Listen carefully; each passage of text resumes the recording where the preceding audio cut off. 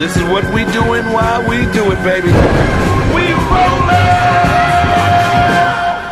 Covering MMA from all over the world, this is the premier stop for all your combat sports needs. MMA Junkie Radio, the only show broadcasting live from the Mandalay Bay Resort and Casino in the fight capital of the world, Las Vegas, Nevada. The lights are on and the mics are hot. It's time to get your MMA fix, junkies. Take it away, Big John. Gorgeous George and Goes, are you ready? Junkie Nation, are you ready? Well, let's get it on. From the fight capital of the world inside the beautiful Mandalay Bay Race and Sportsbook, you are listening to the MMA Junkie Radio Show, the only show that matters. I'm your host, Gorgeous George. With me as always is the devious and dastardly Goes, Ari's co-host. To my left, it's the fight analyst, Dan Tom. Back, he's producing Classy Kelly. What's up? Hello. Hello. Hi, guys. What's going on? All good in your hood? All is good over here. So check it out, guys. Okay. Vegas has been inundated by everybody. At first, people were saying locusts. Mm-hmm. That's my bad. I said that. Yeah, and then grasshoppers. Basically, it's grasshoppers, right? They're grasshoppers. I didn't know grasshoppers flew. But I saw Cofield also joking about this. Steve Cofield, a friend of ours in the MMA media, local LV media guy. He was saying, don't worry, it's downtown and on the strip. I figured the bright lights. When I walked out to the car today, there was grasshoppers everywhere. Yeah, when I walked outside, they were all by the door. They all started jumping around. I mean, not as much as what you've been seeing on the strip. Have you seen some of the strip videos? No. Dude, the strip ones are the worst. Like, really? You can't even walk through a door because they're everywhere. Okay. So, does anybody just have the cliff notes? Anything to worry about? Or just... Grasshoppers? Yeah. Nah. I mean, I don't know not for sure. Not a grasshopper, but millions of grasshoppers. I don't think so. Nothing? Okay. Apparently it's happened before. Has it? Yeah. They had Where are the lizards? some news guys on it, wasn't a big deal, and saying not to worry and whatnot. We saw... So grasshoppers fly? Well, I don't know. I thought they just hopped. Isn't that their thing? They hop really high? No. Hopper flew, and what was that? Was it Bug's Life or Ants? Was Hopper was played by Kevin Spacey, which was extra creepy. Now you look back, huh? They really were afraid of Hopper, right? So they do fly then, because that's what we kept seeing was up in the lights. They were there. Yes. Oh, all right. I didn't know that. I suppose that's so. Why I said locust. Or maybe it's like the West Coast grasshopper. You know, sometimes there's just a version or a fancy version of something else. West Coast. Man, I'm gonna pull one up. You guys aren't gonna believe how much, like, in certain areas. Dirty Kelly, South. what's the Northeast like in the summer? I hear it's super hot and super humid. You guys going through any form of a heat wave or anything like that? Definitely last weekend it was, I think, both Saturday and Sunday over 90, and then felt like over 100 with crazy humidity. This week it cooled down a bit because we got a ton of rain, so it's in the... Rain? Like, rain and then to top it off a ton? Yeah, it was. It rained a lot. Like, a lot. I pretty much swam to Penn Station from work on Monday. Was that bad? Yeah, it was nuts. But All now we're right. like in the 80s, so we're okay. Not to get political or anything, but is this climate change? What is this? I mean, we had a tornado in California. We never have tornadoes. And I see these little, what do they call them? Dirt devils? Twisters? Dust devils?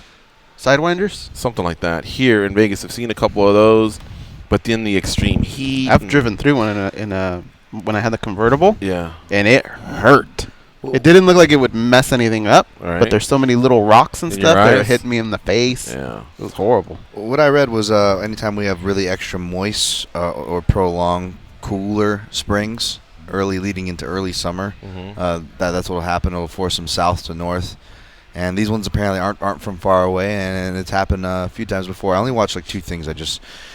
I'm nutty, man. I gotta look it up. I had to know too. You know what I'm saying? Like when I saw that stuff, I'm not a good with bug guy. I'm not gonna try to pretend I'm macho. I'm So I was like, I gotta know this stuff, man. Even when I watch a movie, I was just saying earlier today, I was like, when I watch a movie, I'm like, especially if it's a good movie, I'm like, oh, this was based on a character, and I gotta go look at that character and look it up or this. I'm a mess, man. Yeah, I don't know. It just seems like bizarre time. Like there's no reason I get that there can be rain.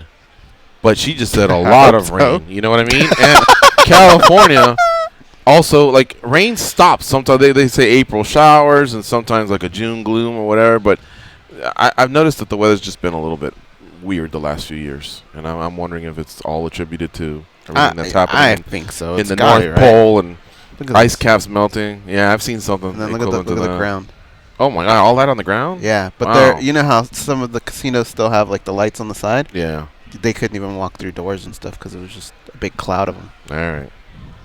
Today's show, it's our last show of the week. It's going to be a fun time. We have Farah Hannoun, the latest addition to the MMA Junkie radio team. She'll join us in about 10 minutes or so. She'll be calling in from Morocco, and she stayed up late, just like Simon UK did the other day, so she could do this spot.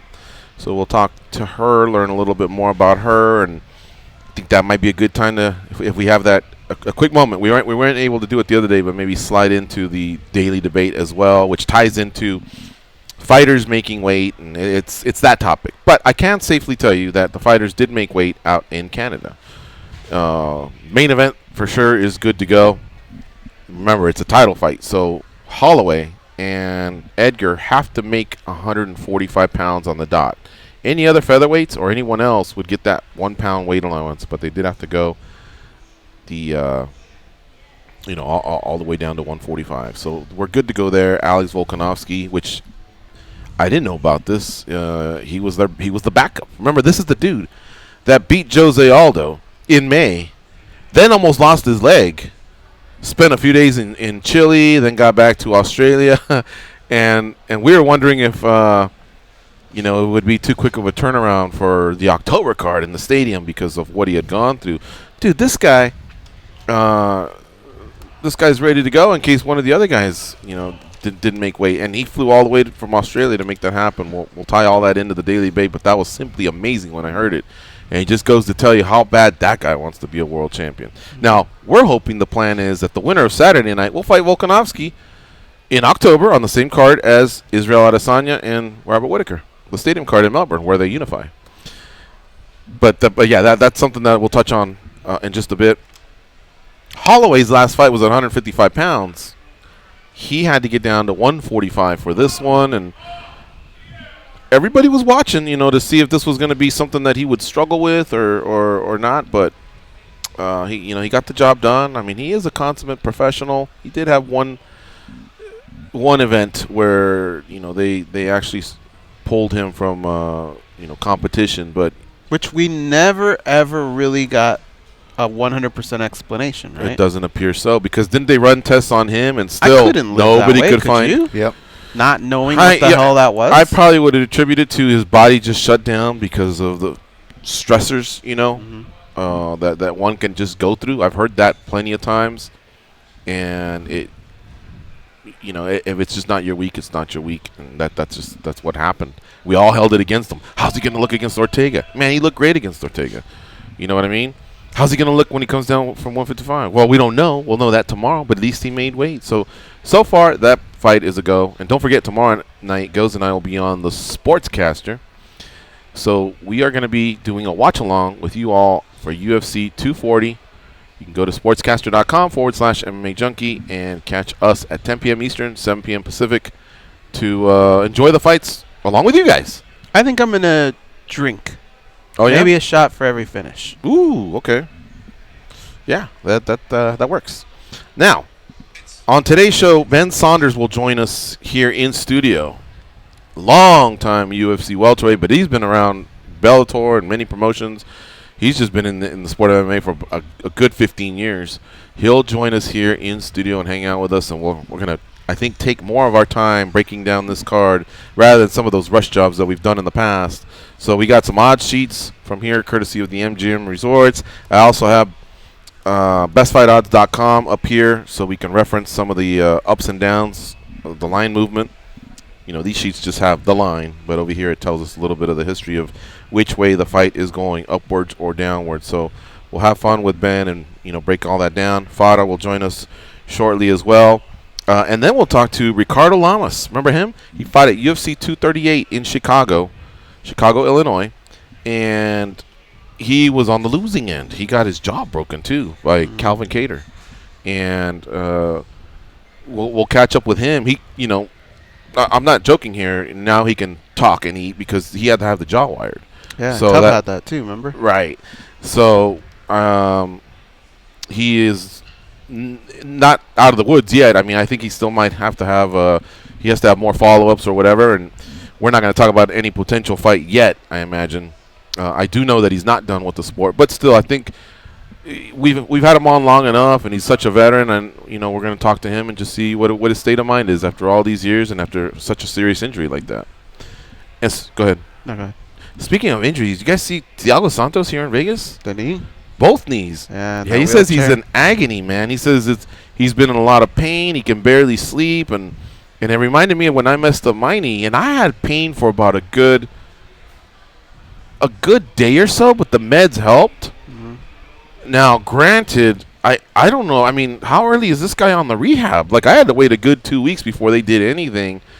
It could just be mental, and granted, I was in my own bed. I had my own nurse, we'll say. I mean, Juliet was there 24/7, whereas he lives in Sao Paulo, Brazil. I don't even think he's been able to fly home because right away they went to the surgery, and he's just basically been here for the last month or so. So it could be a little bit maybe depressed from just not being with family, and then having both knees. At least I had the one knee, but I vividly remember just how brutal it was, especially those first couple of days. But he was like 5 days out of his surgery, and he's still experiencing some pain. So God bless that guy. Did your doctor do it?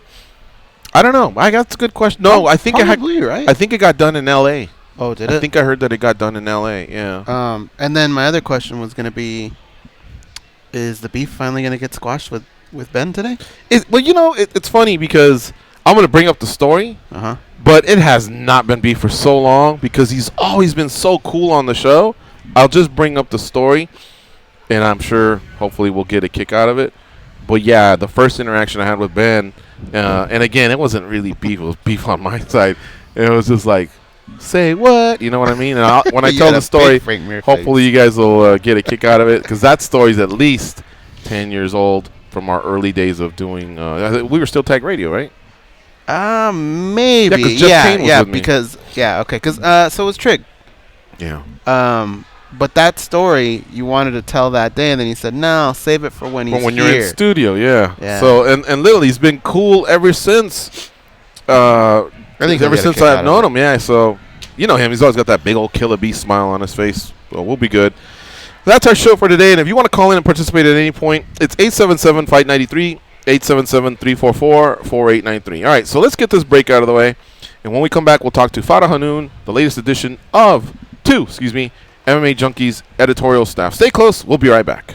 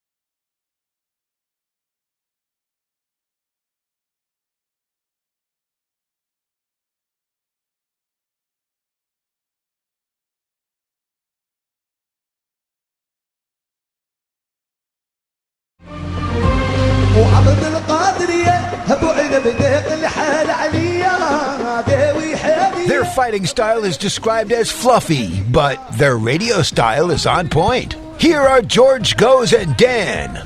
Now, how about this, guys? Farah Hannoun, the latest addition to MMA Junkie Radio. If she were a fighter, this would be her walkout song, straight out of Morocco. Follow her on Twitter, by the way, at Farah_Hannoun. Hello, how you doing, Farah? Good to have you back. Good to have you on the show, excuse me. Hey guys, how's it going? Thank you so much for having me. All right. Did we get the music right? Did you like that? All yeah, George. Yeah, typical traditional music, so that's why I chose it. I can't wait for him to be on your show when you intro him to La Cucaracha. All right. Farah, welcome to MMA Junkie Radio. You've been a part of the MMA Junkie team now for over a month. It's great to have you. You do excellent work. And I'm sorry we didn't get you on sooner. I've been saying this all week to Dave and Simon and Nolan when we eventually get you in. But seriously, you guys have been great additions to the team, and we've been admiring your work even before you joined Junkie. I really appreciate that, guys. That means a lot. Now, how'd you get involved in MMA Junkie? MMA to begin with. Tell us that story. Actually, my brother got me into it. I've always been into sports, and growing up, I played basketball. So honestly, I thought I was going to go that direction. I either wanted to be a pro athlete or write about it. So when I started to get older, and I figured I wouldn't be a pro athlete, I started to divert my attention towards sports coverage and stuff. And I honestly thought I was going to go down the basketball route, but then I started to get into MMA because of my older brother, and there was just something super intriguing about the sport because I saw how hard they trained, and I just felt like they trained harder than all the other athletes, and they just weren't getting the shine that they deserved. And that was interesting for me because I said, if I'm going to get into sports coverage, I want to make a difference. So the idea for me was I wanted to try to grow a large enough platform where I can help these athletes in a way where you have up-and-coming guys that are probably not getting the shine they deserve, because in this sport it's a little bit difficult. Of course, you need to self-promote as well. You need to win a lot of fights, and like in basketball and football, you could lose and you could still be super popular. In this sport, it's a lot harder. So I just wanted, I was interested in this sport because I just felt that I could actually try to help the athletes by giving them shine, especially the young and up-and-comers. So it was just something I saw in the sport that I felt like I could actually make a difference, as opposed to covering the NBA stars or the football stars or something like that. What I like about this story is you basically made your decision early. I either want to be an athlete or cover it, and I admire that because I wandered this world like a buffoon for years until I finally settled into something that I love, which is mixed martial arts. But you had a good 80s and 90s, though. Huh? I was just thinking about this last night. You had a good 80s and 90s. Well, I had a fun 80s and 90s. I agree with that. But what I'm saying is, as far as career-wise and knowing what you want to do and making those decisions, and boom, folks, she's got a really cool Instagram page. I gave the Twitter early, but on Instagram, follow at UFC News Alerts. Her page is blowing up there as well. So very, very cool. Now, let me ask you about your basketball games. You must have been pretty good. It sounds like you played a few years. Yeah, I mean, I still play every day. I play just pick up basketball because it's my only escape. From I'll cover MMA all day, and then I'll just head to the basketball court where I'm not going to look at my phone or a computer screen for just a couple of hours. It's nice to have that escape. But I still play, but I play for fun. I just kind of got my own pickup basketball crew, and that's pretty much all I do other than cover MMA if I have time to do. So yeah, that's pretty much what I do. Pretty cool. I like it. You know, here at Mandalay Bay right now, they're doing the WNBA All-Star Weekend. So today was the 3-point shootout, and they're doing 3-ball, right? And it was packed over there, dude. I saw that. A lot of people. Yeah, I saw that. So we're here at Mandalay Bay, where our studio is. It's the home of the Aces, and according to Goes, he knows the team a little bit better. They're one of the better teams, right, Goes, in the WNBA. They're picked to win it all. The arena is pretty full, quite often. So it's quite a buzz that they've created here within our hotel. Nice. Yeah, the sport, I feel like the sport, the women, obviously they don't get the same attention as WNBA, don't get as much attention as NBA, but I feel like it's slowly getting there. It's gotten better. I went to see them early. I think Yeah. their first game and their second game, and the gameplay is really, really good. And that team is awesome. Cool. All right, guys. What do you have for Farah Hannoun? So one question I wanted to ask you: we had Dave Doyle on earlier this week, and he was talking about early on in his career how the sport just wasn't getting covered, and he almost had to kind of trick his editors into covering it.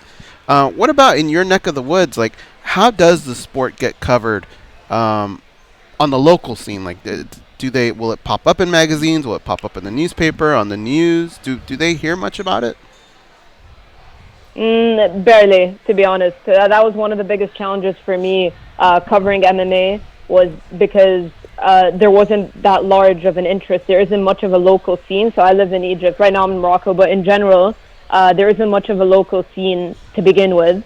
And the coverage just in general, whether it be the local scene or the UFC or any of the bigger promotions, it was never that big. It was never existent. Like, honestly, when Khabib fought Conor and he beat Conor, that's when, like, it started to get a little bit big in the Middle East. Like, the amount of people I had hitting me up that I haven't heard from in years, like, oh, did you watch that? I'm like, obviously I watched that because I cover the sport. But, like, I had so many people hit me up that I haven't heard from in forever, which was really cool because I'm like, they don't know much about the UFC, they don't know much about MMA, but it kind of garnered that interest, that fight specifically. So I feel like that fight was pivotal. Now here, all of a sudden, we're going to get UFC Abu Dhabi in September, and it's no coincidence because it's been since 2014 since they've last gone. And after Khabib beat Conor, all of a sudden they do the new deal. Now there's a new app that you have to subscribe in the Middle East and North Africa. You have to subscribe for, I think, $5 a month, and like before it was for free.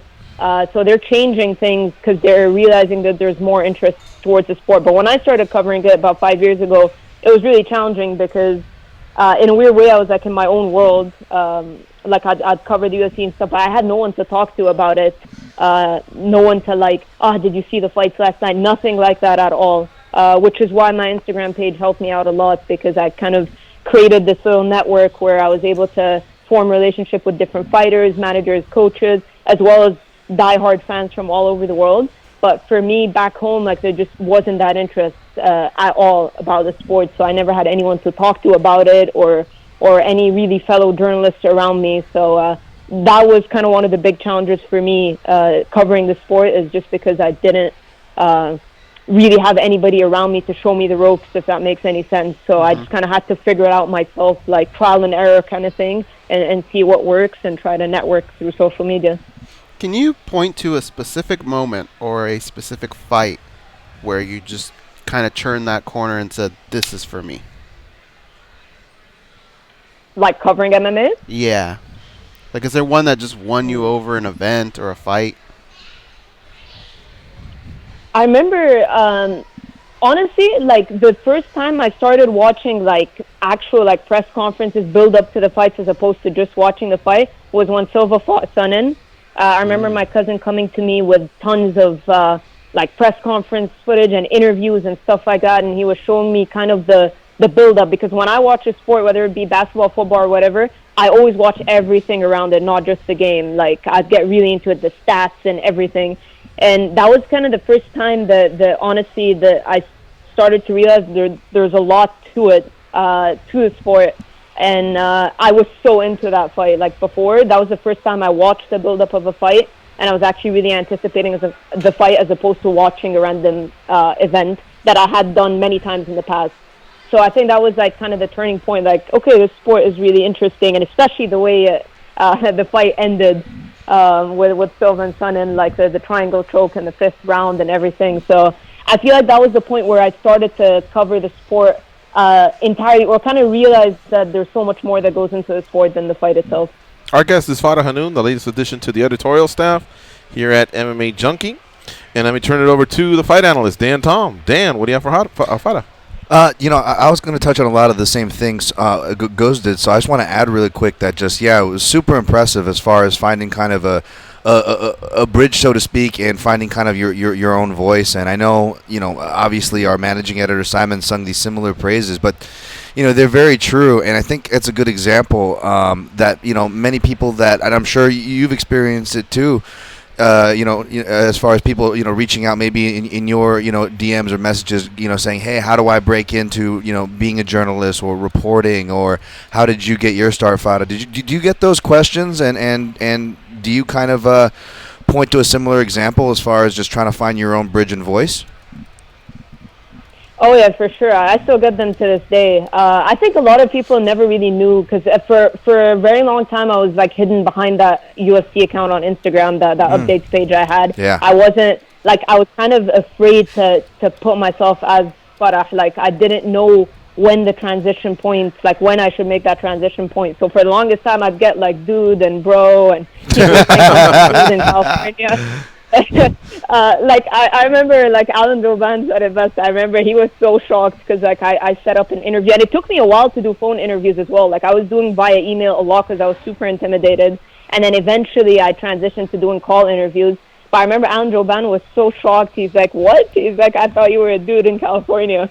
And because I've been like talking to these fighters through that account for the longest time, so it took me a while to like kind of.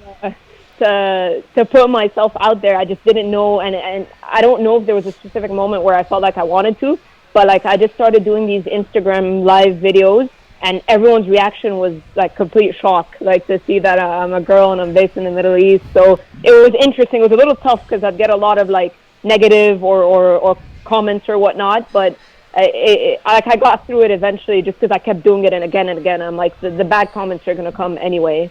And I just got past it by like building kind of a relationship, like telling them like ask me questions and I'll answer, just engaging them. And I kind of used that to get my name, and then I suddenly switched my Twitter account to my name because I didn't have that before. And slowly, started telling the fighters, by the way, I'm a girl. Like after 2 years that we've been talking, BTW, I'm a girl. So there were a lot of weird times like that, but I knew I eventually had to do it if I wanted to take the next step in my career, and I eventually did.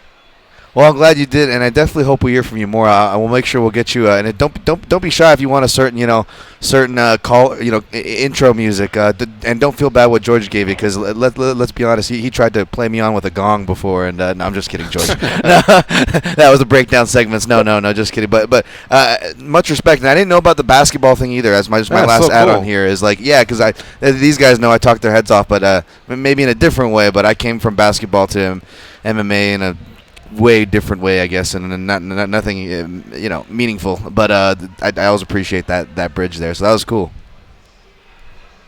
Yeah, I mean, I'd still love to cover basketball one day, but I just feel like I'm so, like, MMA, I just had this, like, specific connection with it in regards to, like I said, like, I talk to a lot of these fighters, and I see, like, them trying to get their name out there. Like, when I built a following on my Instagram and I got up to, like, a certain amount of followers, I started to realize that the fighters really appreciated me putting their name out there, which was a little crazy to me because I'm like, I'm trying to put my name out there. I'm like, I hadn't even put my name out there yet. But I'm like, it was cool to see that it meant a lot to them. And that was crazy to me because I'm like, these guys work so hard. So there was a weird satisfaction in like being able to help them, even if it's 0.001%, to help them kind of get their name out there. And then the idea for me was to post about every single fighter on the roster, not just because I'm sure if I was like posting about Conor McGregor every day, I could have reached like 500,000 followers and whatnot. But the idea for me was to make sure I gave every single fighter a voice, and then eventually they'll learn about them. And then I remember looking at these fighters when they were like 1-0 and newcomers, and I see where they are now, and it feels cool that I was like covering them or trying to cover them back then. Nice. All right. Do you play NBA 2K by any chance? The basketball game? It's been a while. I used to, but it's been a while since I've last played. I want to see you play Daniel Cormier. He gets heated. That'd be a good matchup. I'd love to play.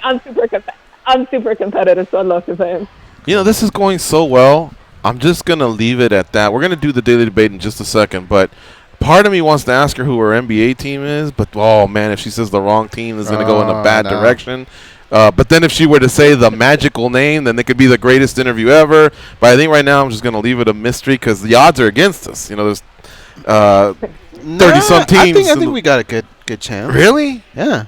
Should we ask? Ask her. All right, here we go. Farah, who's your NBA team? Well, that's the thing, because I'm not going to give you the answer you expect, because I had a team for the longest time, and you could call me disloyal or whatnot, but I don't come from that state. I don't come from that city. The team's completely changed.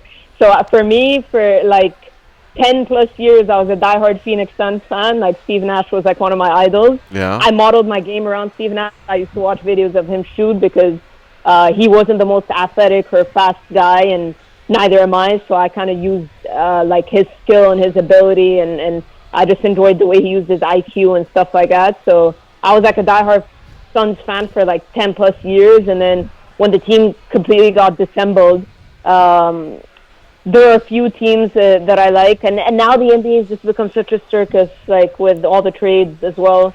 I don't even know what to expect in the season, like with Kawhi and LeBron and Anthony Davis and just all and then Westbrook, and like I don't even know like what the season's going to be, but I just feel like it's not like it used to be. That's I don't right. know, like, That's right.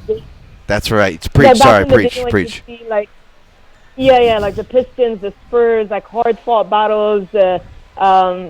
It's just not the same. It's pretty crazy. Like, ever since the Cavs made that 3-1 comeback, which I loved, by the way, because I love LeBron, but like when they made that 3-1 comeback against the Warriors, I just feel like everything changed. Like all these super teams started forming, and I don't know how I feel about it now. Well, if you love LeBron, wouldn't it make most sense to just be a Laker fan?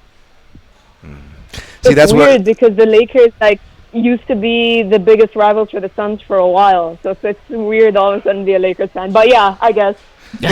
We got her. See, I'm a Bulls fan, but I also marked that era. Well, it's hard because like you could kind of even tell back in like the golden era, as good as it was, like '97 when Grant Hill's doing Sprite commercials, you can see where the money's going. But I actually mark, and I'm a Lakers fan of the '90s. I'm a classic Lakers fan. But man, that with the Tim Donaghy and the buying the championships, and you want to talk about stacking teams, with from not just the Shaq and Kobe everybody was talking about. I mean, they were stacking too. I don't know, like that was. I'm gonna get beat up by my co-host right now, but that's to me where I started tuning out fair because I couldn't tell. There was too much money in the league, and I was done. There wasn't any teams anymore like my team, like the Bulls, like guys like Bill Wellington. Like he looks like the detective from Stranger Things. That guy was on a professional basketball team, guys. He was on the finals. Bill Wellington. Sorry. Yeah, You know what's weird? they had some weird centers, man, between Cartwright and him and Will Purdue and Luke Longley. Yeah, That guy's You know what's terrible. weird? but Somebody just walked by wearing a Steve Nash jersey right now. Really? A Suns jersey, yeah. wow. Well, I better watch what I say. You got spies out here or what? Oh, there he is right there. Yeah, that's funny. Oh, I thought you were bullshitting. Goes Nice. right. You know what? You want to hear something funnier? Real Madrid's losing 4-0 to Atletico Madrid. Oh my God, And every something time I look funnier at even I than can see that. Ben Saunders is at the MGM right now in the MGM Sportsbook. Oh no! And I'm like, bro, we're at the Mandalay Bay, and I go, just look up. I mentioned it like 3 times. But what are you gonna say to a fighter, right? So Yeah. hopefully he's gonna it'll be a little bit of a There he delay is. before he gets here. But Farah, I tell you what, we got to end this really quick. But I wanted to include you in today's Day of Debate. You down? Let's do it. Yeah, sure. All right, let's go. Hit it, Kelly. The brothers Garcia seemingly can't agree on anything. Everybody knows it's duck season. Rabbit season. Duck season. Rabbit season. Whether it's food, Less filling. Tastes great. Less filling. Tastes great. gambling, Always bet on black. I like red. Black. Red. Black. Red. Black, dummy. or even social media. Instagram. Snapchat. Instagram. Snapchat. The same applies to the biggest stories in MMA. Time for MMA Junkie Radio's Daily Debate. Today's Daily Debate question for the MMA Junkie radio team and the latest addition to the MMA Junkie editorial, Farah Hannoun.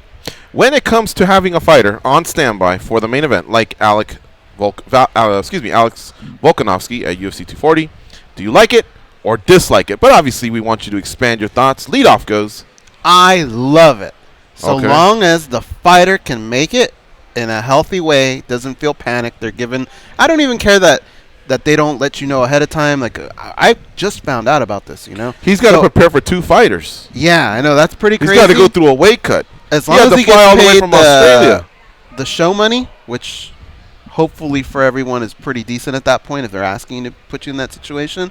But I absolutely love it. As a fan, I would feel more comfortable about buying tickets, ordering pay-per-views, knowing that there's that security blanket.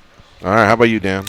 I feel like this is going to be really one-sided, but I don't want to play the other side just to play the other side. So even though my vote may not be this way, let me tell you what I don't like about it. Does that make sense? Yeah. Okay, so what I don't like about it is I'm sure these guys are getting paid and whatnot, but I don't like about it is anytime they're asked by the media, all these different types of guys, some guys more talkative than others, it's all the same answer, and it's kind of mum, and that's fine.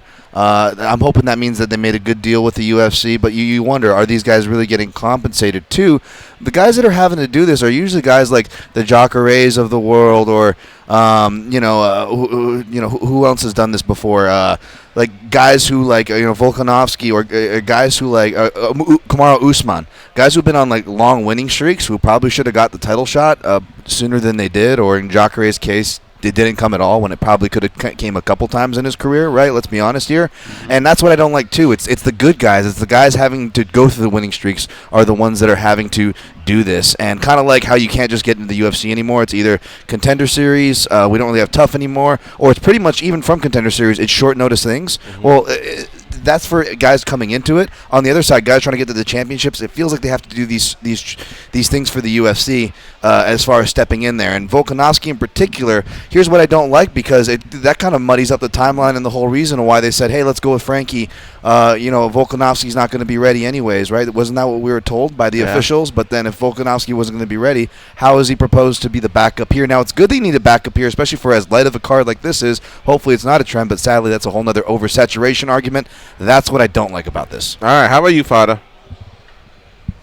I see where you're coming from, Dan. I agree, but the way I think about it is, I mean, I like it, but I almost feel like the UFC now is like, if you don't do it, it'll stick with them, if that makes any sense. As in, like, if you do it, you're in your good graces. If you don't, they'll remember that, and they'll probably pass him up. Because when I was listening to Dana in one of his interviews, and he's like, they're like him, why did you give Frankie the title shot over Alex? And he's like, well, he took that fight with Brian Ortega when he didn't have to.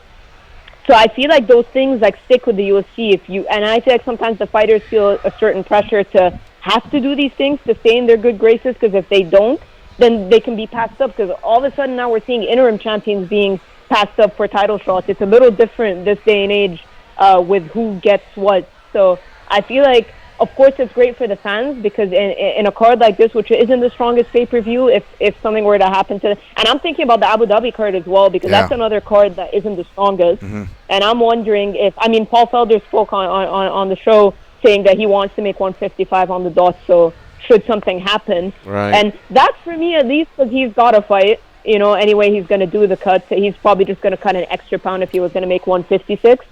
So I think... maybe down the line, what they could do is probably have another pivotal fight, maybe not in the case of Alex Volkanovski, but another pivotal fight where top-ranked featherweights are also competing on that card, because at least that way you've got guys who are cutting for a purpose anyway, as opposed to Volkanovski flying all the way from Australia. Well, you all three made excellent points, so there's really no one to disagree with, but I will say this. Dan, you're right. The reason he's there is because the card needed insurance, because it's not deep. Right. You saw how deep 38 was in Chicago, and 39 in Vegas, and Anaheim's sick. You know what I mean? But this one, it doesn't have it. Yep. So, okay, in a way, I applaud the UFC for having a backup for Edmonton, the fans there. But at the same time, it's because they didn't build a good card. Okay, the next thing here is, well, at that point, why not just use something I've always said, and something like Farah just touched on, why not just have Volkanovski fighting somebody on that same? They're on the same timeline, and everything works. The featherweight division would be popping for this, for this particular card. In fact, have another pivotal match that starts things off at 145. I've often said if they can have like 2 or maybe 3 on the main card to just focus on a division, or maybe even the lead into the main card, it would really, really be big for every division. All right, so what I don't like is. I don't like that this guy had to put his body through it. Now, I guess one way to look at it is, hey, Alex, whatever you get paid, 50 and 50, 60 and 60, he's going to get paid his show money. For 50 grand, do you want to lose weight and travel across and maybe not fight? He probably thought, yeah, I'll probably do that, Now, granted, he probably had to train, because if one of them didn't make it, he doesn't want to just get his ass whooped by Frankie or Alex or Max. I mean, that's tough, you know what I mean? Right. And so I think there's just more to dislike about it than to like about it. I just wish they just would have given him someone. Now, if they don't give him someone, then have somebody that's close if you want to keep Volkanovski for that Australia card, which would make sense. You know what I mean? So I think they just need to keep building more stars and keep forecasting further ahead. And yeah, every once in a while, man, we just don't need. We have 42 shows. Just give us 36. That would loosen up so many things and give so much more value to the fans in different cities. What he had to do was a really tall order. What do you guys think would have happened if he came like a pound short or something? Volkanovski? Yeah. What would you do? Does he still get the money? Does he only get half? What do you think they would have done in that situation? Oh, man. I don't know. Think about everything he had to do. That was tough. I know that's going to be. Go ahead.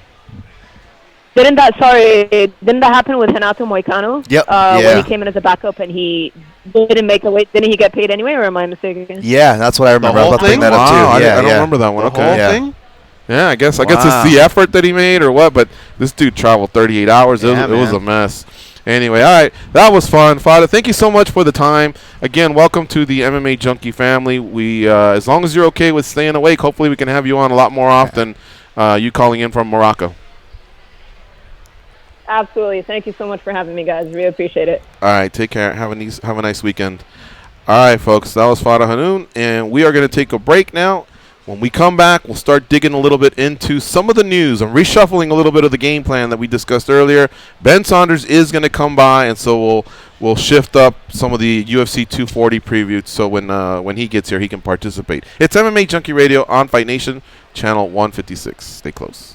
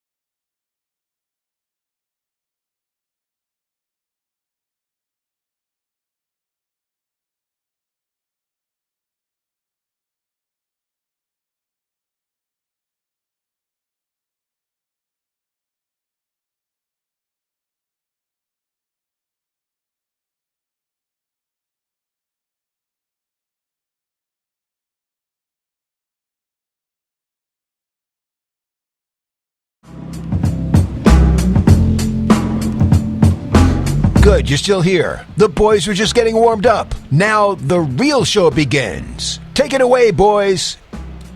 The NFL radio training camp tour starts tomorrow. It continues tomorrow, I should say, with a pair of stops. At 1 Eastern, they'll visit with the Chicago Bears. Then at 6 Eastern, they'll check in with the Arizona Cardinals. Hear it all on Channel 88 or listen anytime on the SiriusXM app. All right, big thanks again to Farah Hannoun for joining us here on the MMA Junkie Radio Show. Ricardo Lamas will be coming up in about 30 minutes, UFC featherweight, and Ben Saunders will be stopping by to co-host the last hour of the show with us. Long-time UFC welterweight.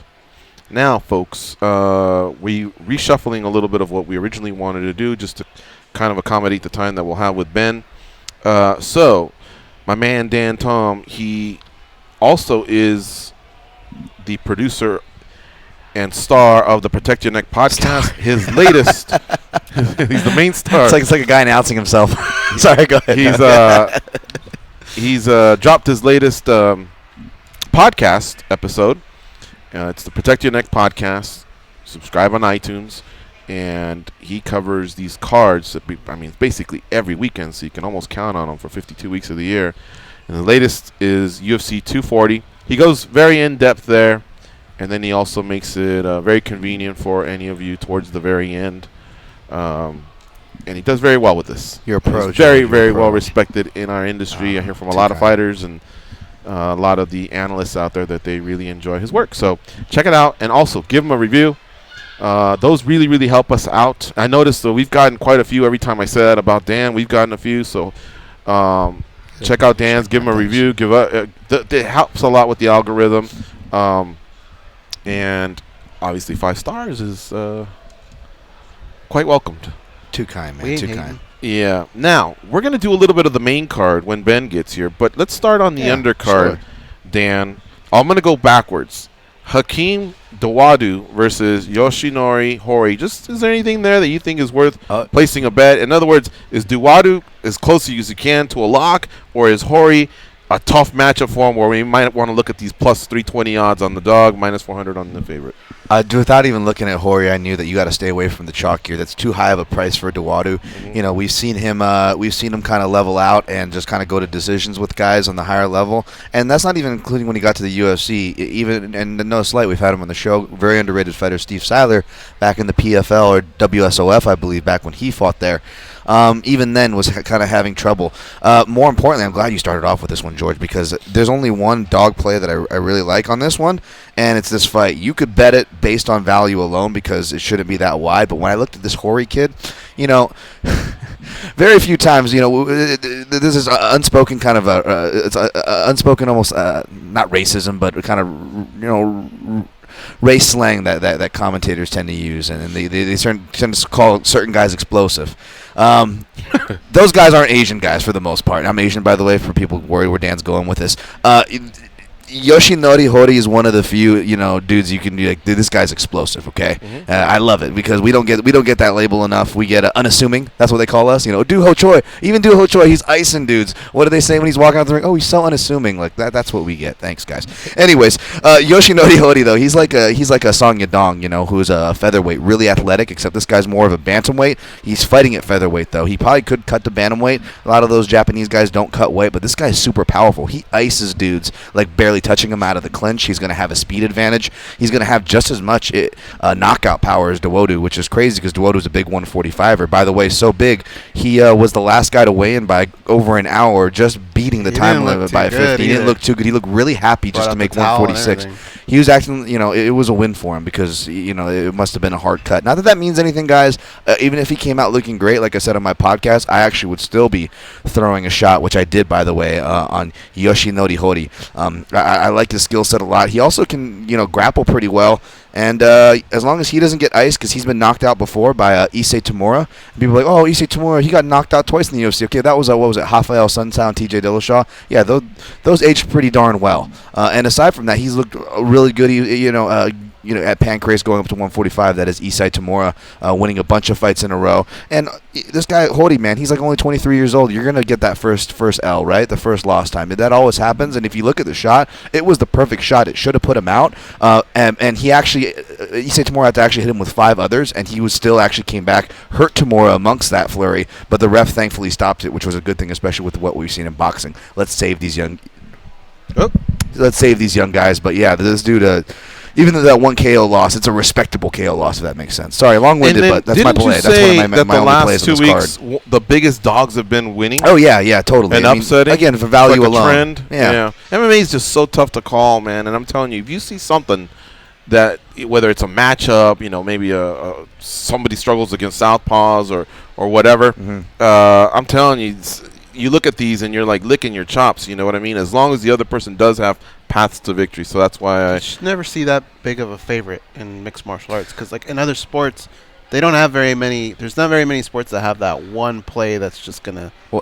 You'd have to do it over and over. In mixed martial arts, all it takes one shot. Well, here's the mistake that's happening. It would happen with the public, but even with I listen to some podcasts. My little dessert after I get my work in. There's a couple podcasts that I will listen to, and some of them I listen on here. Guys that actually do the homework, we're like we're making the same mistake I figured a lot of people would be making in this spot. Oh, this is a get Canada a win, build this guy up. Asian guy having to travel outside for Japan for the first time. But it's not as if he's traveling and he's fresh out of here. This Yoshinori Hody guy, he's actually been spending the last couple months down at a guy named Colin Oyama's camp and Team Oyama down in Southern California. So he's actually not coming from very far, and he's actually well antiquated with American training. Okay. Let's talk a little bit about a guy that we all like watching fight, Jeff Neal. Very underrated. Oh, yeah. Has some of the best hands, not just in the welterweight division, in my opinion, in all of MMA. He's facing Nico Price, who is also no slouch. But again, I think because of Neal's projected I don't know about superstardom, but the fact that it looks like this guy can really, really be a strong contender for years. He's coming in at -340, Price at +260. I like this. I don't know about playing wise, but the difference between this fight and the last fight is not only am I actually picking the favorite, Jeff Neal, I can see how he gets to a -345. That being said, do you want to play it? No, not because of Jeff Neal. Like you used the right word there, George. Projected. He's projected really high, and in my opinion, projected correctly.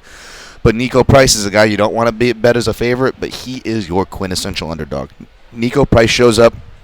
He consistently overperforms, even in losses, I would argue.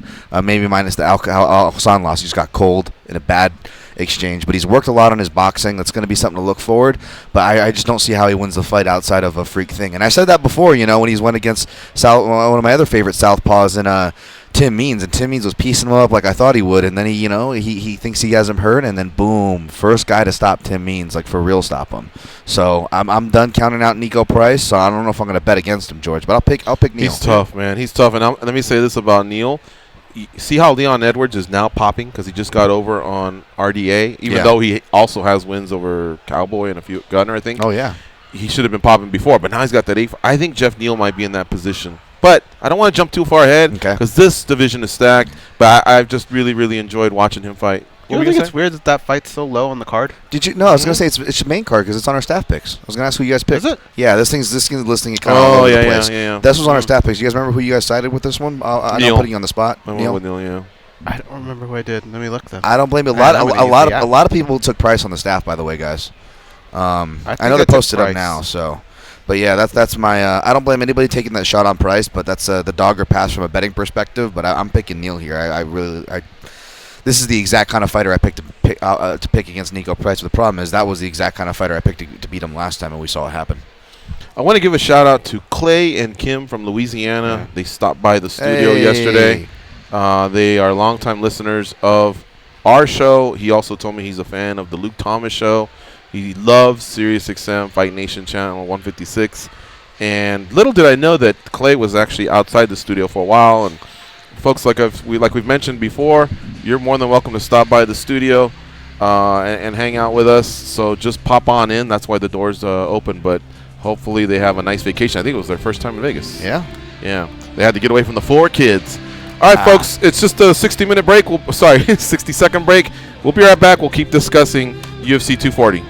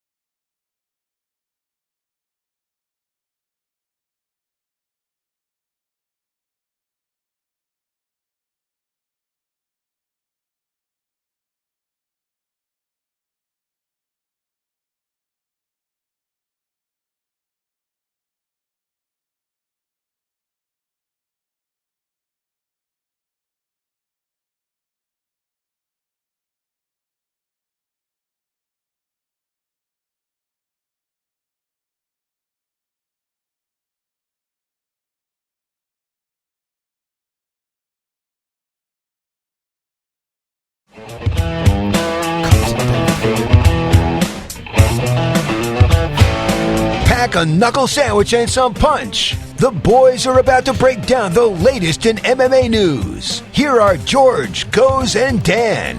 I used to love watching España back in 2007. Captain David Villa. He's on the forefront of the field. Nice. Sorry. Go ahead. Villa now plays for LA. Wait. FC. The LAFC, right? Yeah, that's right. Yeah. I saw that. Yeah. Have you seen how those guys have built up? They got a following now, and they got because Chivas sucked. Nobody watched them. Well, yeah, but still, they became LAFC. Although they're trying to say that one is not the other. But look, one LA team basically replaced the other. But they're trying to say like there was no distinction, just basically one shut down, the other one started up. But they have their proper rivalry, with the Galaxy, even though they've been kind of getting big brothered there. But they even have a little bit of a version of their hooligans, their partying. They have a stadium. El Tráfico. El Tráfico, yeah, that That's cracks so me funny. up. I looked it up on staff picks. I did take Price. Did Okay. you? Do you want to know who You're you gonna picked? pay the price for that one. You know Oh. who you picked? I took Jeff Neal. Hold on, let me scroll down and find out. Hey, if he's a winner, he's going to be happy to pay that price. Here he is down here. Okay, yeah, he took me. I confirmed it. I got He it. said, "Let me scroll down." Not today. because it goes Not in today. the order of. All right, so folks, let me update the audience. Kelly Goes and Dan know. Ben Saunders asked politely for a rain check. He made the mistake of going to the wrong hotel, and man, these hotels, especially with this weather, he probably got out of the car, walked half a mile. Probably could find the exit. Probably was like looking around and everything, and then realized the mistake, walking back, and he's just like, you know what, he has to do a quick weekend trip. So he's going to be back next week, and it'll be great to have him because, again, this will be the first time having him in studio. He's a real cool dude. We've covered him for a long time. So we'll just continue here breaking down UFC 240, and at the same time, don't forget, we also got Ricardo Lamas coming up in about 15 minutes or so. So that said, let's go to Tanner Boser and Giacomo Lemos. That fight got removed. One, because Tanner Boser is in fact a fighter from 2006 back in the IFL. No, he's not, but he sounds like. Doesn't Tanner Boser sound like? And if you look at him too, he looks like a skinnier Roy Nelson. Like you could just see Team Anacondas, Tanner Boser for the Team Anacondas here. He's coming in for the ring. Like that name is such a. I know. I don't even know what he looks like. But you saying that fight's off? Doesn't that name though sound like something that could be in IFL 2006? The Tanner for sure. Yeah. Guy Como apparently tested for something. Oh, that's right. And if you look at the his other shirt dude off, was lighting him up, wasn't he? I don't know. On on Instagram. Oh yeah, he was right. lighting him up. Yeah, but if you look at this guy, the Como Lemos, if you look at his shirt off picture, let's just say it was probably minus 500 that he was going to pop for something. I'll leave it at that. You know, he's got a nice doctor in Brazil. All right. Not that nice because he got popped, but you get what I'm saying. In grade school, whenever you'd screw up, for sure you got like good one, Boser, right? Probably. Christoph Jocko versus Marc-Andre Barriault. Jocko minus 170, Barriault plus 140. Anything there, Dan? Marc-Andre Barriault looks like the Canadian Brian Stan. He is the TKO champ, light heavyweight, middleweight. But I think it's going to be a tough fight for him. I like Yoko here. The odds are about right, and Yoko is playable. But the reason why I'm going to stay away from this one is because Barriault's kind of an overachiever, even though doesn't have as many skills, I believe, as Yoko. Whereas Yoko, even though he kind of hit some trouble, it makes sense as to why he did. It was trying to get an American top team, a new experience. He was trying to reformat his skill. And the last fight he looked really good. Granted, against super low competition, he looked really good because he said, "I'm getting back to the old Joko." The problem is, even though he's going to fight better, the old Joko makes for really close fights and muddy decisions. And in Canada, we're going to have some crazy decisions here, folks. And I don't think it's necessarily going to go for the Canadian home cooking, but we just see really bad decisions. Hakeem Dawodu lost a split decision to not lost, but one judge gave 2 rounds to Kyle Bochniak in his last fight, and Kyle Bochniak won 0 rounds. So it's not it's just expect wild scorecards. Is it still and that's why I'm staying away from this fight. It's going to be a casual counter puncher that still gets screwed when fights go to decisions in controversial provinces or states? You want to say so, but in that fight, Hakeem Dawodu was landing the harder strikes. He was doing the more visible damage. He was coming forward, and he was the freaking Canadian. And again, back to the physical thing. He looked physically explosive. Again, I use the word explosive. He looked the part. He was doing everything he was supposed to. And some judge, for some reason, not only saw 1 round, which I didn't see anybody give a round to Kyle. They gave him 2. So it's just one of those things. And we're in that Edmonton commission, who apparently it's cleaned up, but this is the same commission that let let Tim Hague go out there, guys, and that's apropos to recent stuff. What's happened? So this is not a great, not picking on Canada by any means, and again, not even saying the home cooking slander. I'm not even throwing that. Just bad commission. Yeah. Okay. And in the end, who did you? I took Yoko. This one, Okay. I don't know who you guys took. This one was on our staff picks as well. Well, I remember he got off to a great start as a middleweight. I remember him progressing. Yeah. And then a couple guys wound up checking him. I might have been Branch or Rockhold. I can't remember. It was, but he's been a 500 fighter ever since his blistering start, similar to like Misha Serkinov in light heavyweight as well. I'm telling you, you can prepare yourself for battle when you're fighting early on, but once you get to that top 15, top 10, I'm telling you, man, it's just killer after killer. That's why when you can get on a Tony Ferguson-esque streak or Rafael Assunção, you know, I mean, you just stand back and look at that and you go, dude, you're 11-1 in the UFC. That's amazing. I used to tell Rafael that is amazing. He's now 11-2, I believe, after losing to Marlon, which technically he's 1-1. But that's why I actually named off all of his wins so people could see just who he's beaten along the way. Great point. Yeah. Matt Erickson's the only one that took by it. Is he? Wow. Well, he'll do that. That's what Matt does. Yeah. Oh no, wait. Oh yeah, he is. I was the Matt the other day. I wish I could say I was doing it because Matt. The reason why Matt does it by taking Diego. Oh, how did that one work out when you had to switch it? Remember? And I was a dummy. and you made the Tomcat face. Oh, I broke the curse. I broke the curse, You baby. won? Oh, and then I wanted to switch, but I got afraid to switch last time. I was going to switch to Trinaldo, and then as soon as that fight got over, I knew I should have picked it because everybody thought Trinaldo won, which let's be honest, he probably did, folks. And then Hernandez got the decisions, and I'm like, okay, maybe I went on MMADecisions.com, and there was 20 outlets, and 18 had Trinaldo, and only 2 had Hernandez. Wow. How about this fight's a fun one here. Davison Figueiredo, Alexander Pantoja. You guys see I Figueiredo? think this will be fight of the night. Yeah. Figueiredo's already kind of egging him on, saying this guy's probably going to take me to the ground, blah, blah, blah. Figueiredo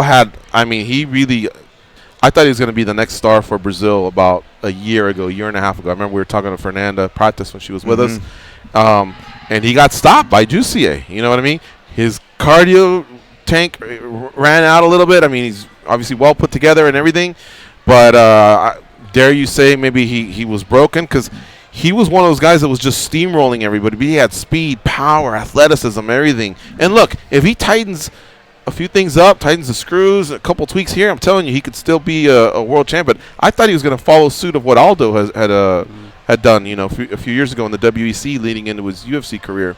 That said, I'm still taking him against Alexander Pantoja. But Pantoja's been a beast because I watched him a lot at RFA, which became LFA, and then through the reality show, and then through the UFC. I've actually won some money on Pantoja, so it sucks that I'm going against him. But I like Figueiredo here. You're saying this is going to be fight of the night candidate for you? Yeah, I think it's going to be everywhere. Yeah. And they're in the shallow division. After Benavidez, they're going to be looking for someone. Maybe the winner of this fight could be in play. Who do you like here, Dan? I completely agree with everything you guys said, by the way. And, yeah, I'm excited about this fight. This fight's on my avoid list because I like it so much. But also, it's rightly lined close. I think you're going to be sweating the whole time. I think the right guy will win, unlike what's scaring me off of the Marc-Andre Barrio-Yoko fight, is where you're going to be sweating and the right guy might not win. But I'm going to take Pantoja. I've been a big fan of both guys. Figueiredo for the reasons kind of like George was saying, physical force. But he showed that he can just kind of get beat still by just someone being smart with him, which was what Formiga did. And Formiga, great fighter, granted, but hasn't really evolved that much. So for me, it's more of an IQ test with Pantoja. Is he too high coming off that knockout win of Wilson Hayes, and he wants to stand with one of the most powerful featherweights? Or is he going to do what I think he should do, use his scrambling and jiu-jitsu advantage? And I don't know if he submits Figueiredo, but we've seen him in how many fights where once Pantoja gets the back, you can pretty much bank around. I mean, you guys do that when you're betting on a guy, right? You see him get the back mount. You just want him to hold on to him. You don't care about the submission. Yeah, bank that round. If you can't get a split, at least bank the round. You drain them a little bit, drain their energy, get in their head so that the next time they want to throw a flying knee, they're thinking about it. I think it's going to be one of those. I'll take Pantoja, but it's on my avoid list because I'm not getting plus money on that side, and right now we're not really getting plus money on either side, so just enjoy that fight. All right. How about Viviane Araujo versus Alexis Davis? Araujo's the favorite at minus 200. Alexis Davis is plus 160. Alexis Davis has some very impressive wins on her resume, but maybe it's me. See, this is me being unprofessional. The times that I bet her and she's lost, she doesn't look like the title contender that she really, really is.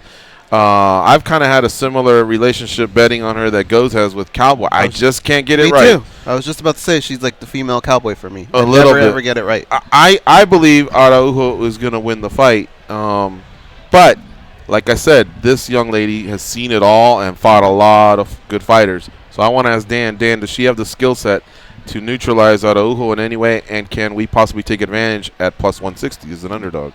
I think a lot of people kind of were looking at that, and that's why the line actually has gotten bet down. Araujo is a bigger favorite, and it didn't surprise me.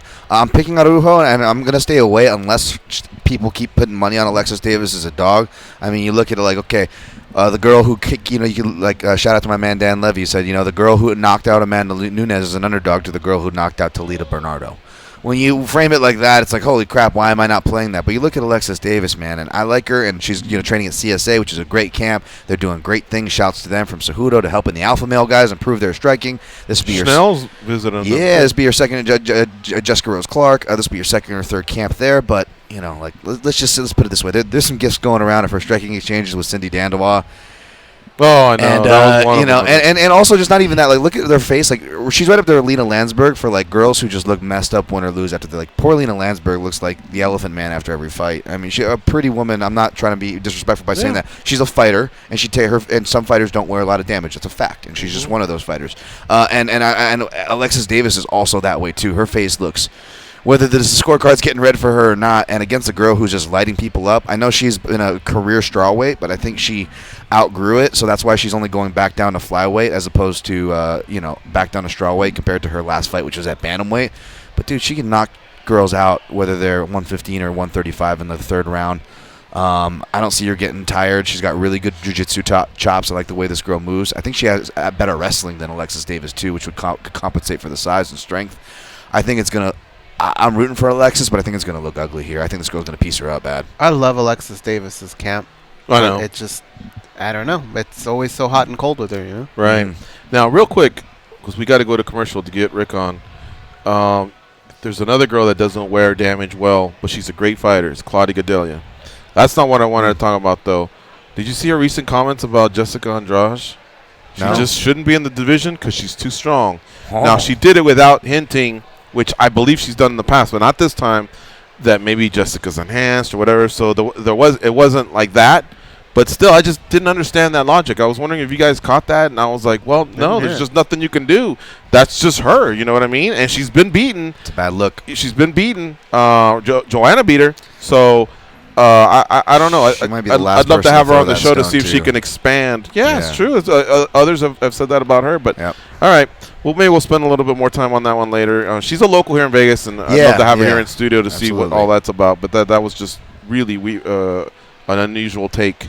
Now, we're going to take a quick break. When we come back, we'll be talking to Ricardo Lamas, UFC featherweight. Stay close. It's the MMA Junkie Radio Show on Fight Nation, Channel 156.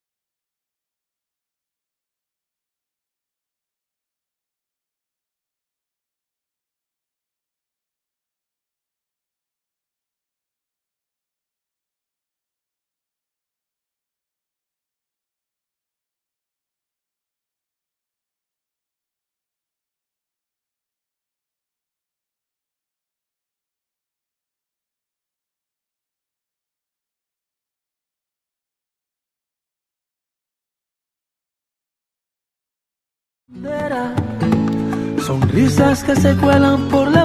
excellence and excitement in your Vitamix. Add ice, and you get MMA Junkie Radio.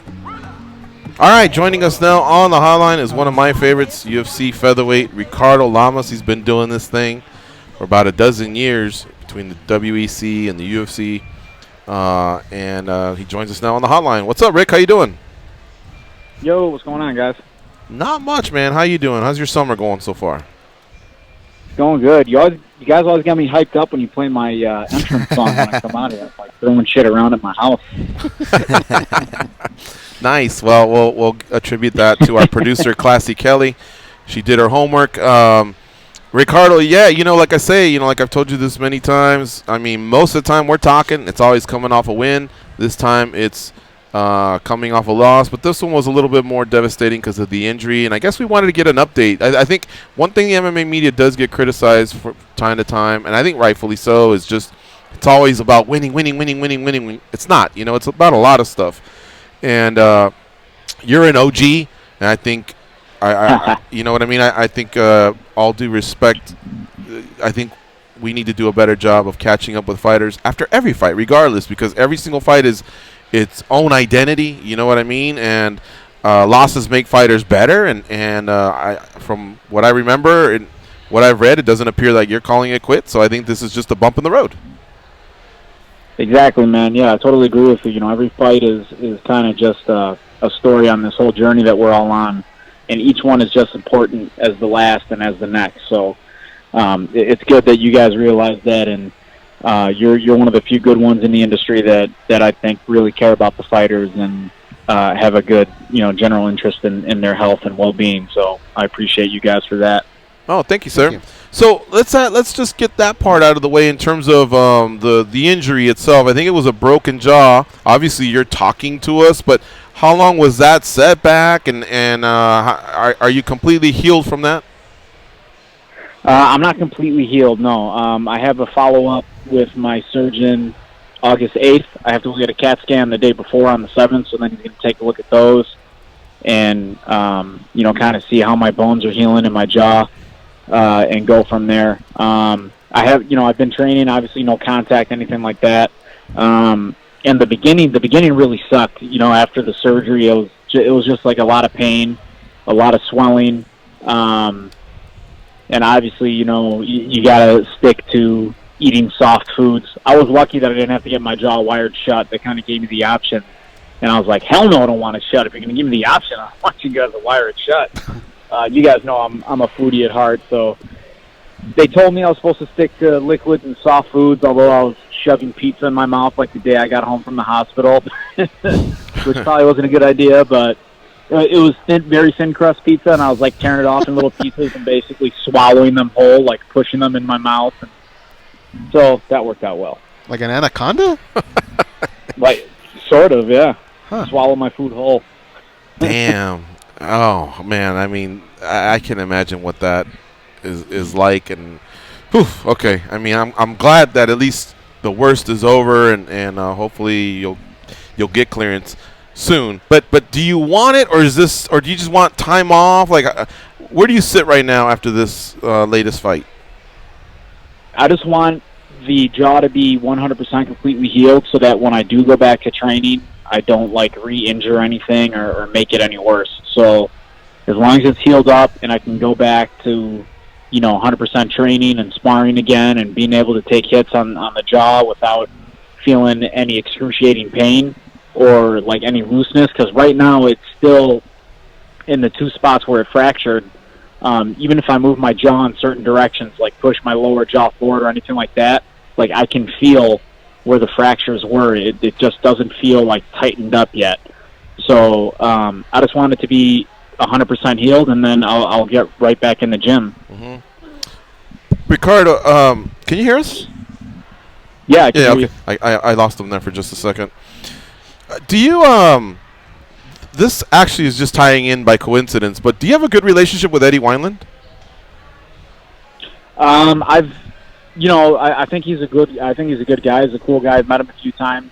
I've had people that train with him, or some of his coaches like they've suggested in the past that we should train together, but we've just never linked up.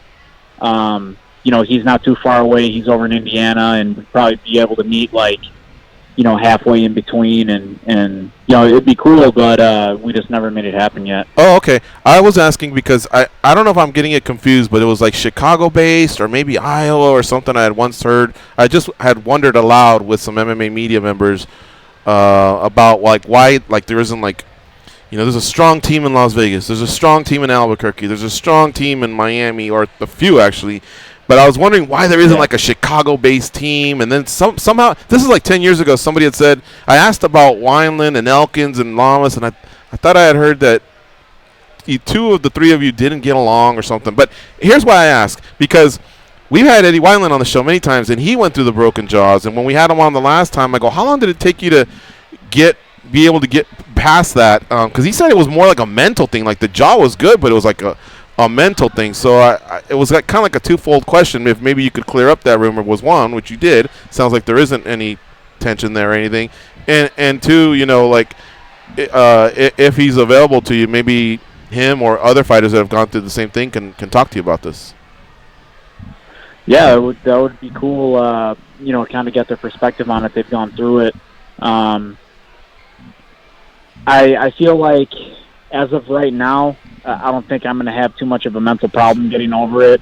I know it's an injury; it happens, and the doctor is actually telling me that when it fully heals, that if it ever breaks again, that it will probably break in a different spot because the titanium plates that they put in actually make those spots a little stronger. Damn. So he's like, if you get hit later on, you can go back to fighting. If your jaw ever does break again, it'll probably be in a different spot. So that kind of helped put my mind at ease when I heard that from the doctor. Did you ever imagine when you were first starting off in this sport that you'd even be having that type of conversation? It definitely crosses your mind. We're not oblivious to what we're doing here. We're stepping in a cage with another trained professional fighter that's trying to hurt us. And when we sign our names on that dotted line, we know that there are a lot of risks that come with it. So obviously we hope and pray for the best, but I'm fully aware that stuff like this can and most likely will happen depending on how long you're in this sport. Ricardo Lamas is our guest here on MMA Junkie Radio. Let me turn it over to the guys here. What do you have for Ricardo Lamas? Ricardo, I want to talk about a couple positives here, and the first one is being a gym owner. You just celebrated the 1-year anniversary. How did that first year go in relation to the gym itself, and then being able to handle fighting and being a gym owner at the same time? The gym has been a really cool experience. I really enjoy being in there and sharing my knowledge with all the members and helping all the members.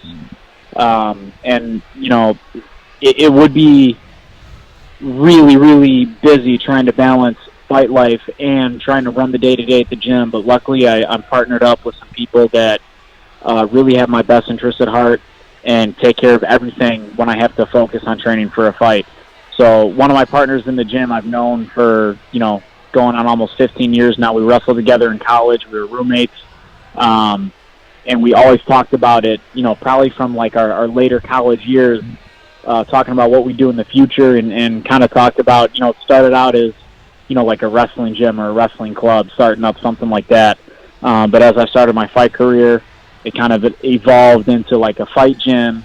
And then we decided to go, the UFC gym route, which is kind of open to everybody. You know what I mean? So it's not like a fighter gym.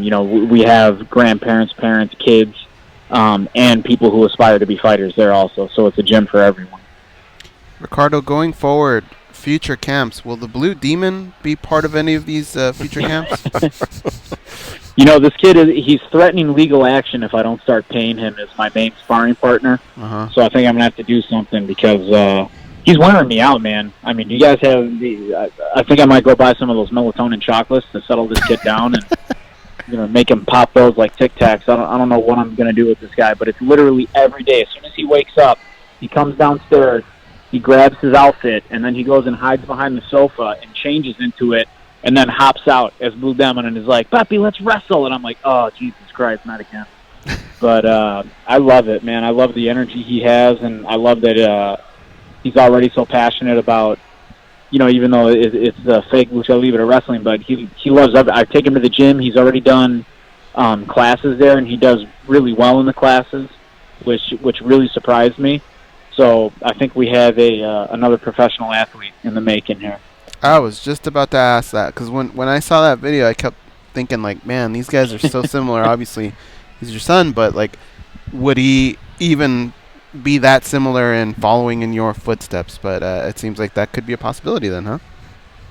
It could be. I mean, I never pushed anything like this on him. You know, obviously messing around with him a little bit at the house, but, like, as soon as he got a taste of it, he's, like, addicted to it. And we'll see if it sticks, because, you know, kids go through phases, and I just want him, if he does decide to do it, I want him to have fun with it, and I don't want to push him into anything. So whatever he decides to do in life, you know, I'll be there to support him 100%, whether it's fighting or not. So Ricardo Lamas is our guest here on MMA Junkie Radio. He's fought in the WEC and the UFC for the last dozen years or so. He's got wins over Bart Palashevsky, James Krause, Matt Grice. Remember him, guys? Oh, he was a tall fighter back in the day. He actually had an accident that kind of shortened his career. Cub Swanson, Hatsu Hiyoki, Eric Koch, Hakron Diaz, Dennis Bermudez, Diego Sanchez, Charles Oliveira, Jason Knight, Darren Elkins.